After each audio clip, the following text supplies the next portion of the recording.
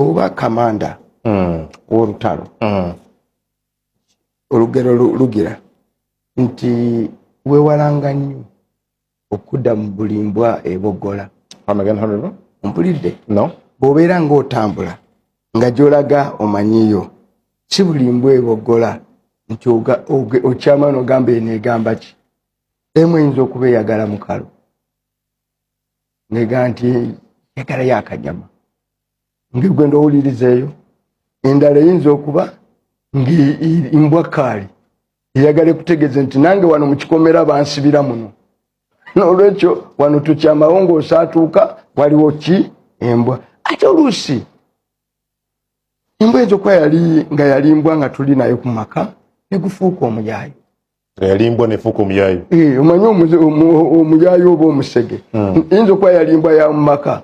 N'olwekyo bw'ogenda okugoberera buli mbwa eboggodde totuuka gy'okola ki gy'olaga. N'abakyoli bagamba nti bw'ogabanga enkofu ogobeemu.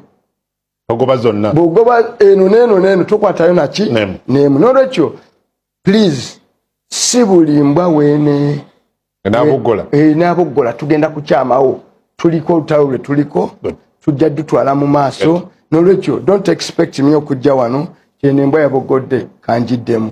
Bwe guba muyaayo bw'ebanga eyagala nyama njiina, bw'ebanga nannyini yagigambye buli ayita umuboggolere ng'aliko agifuga eba yange ojja kwanukula buli.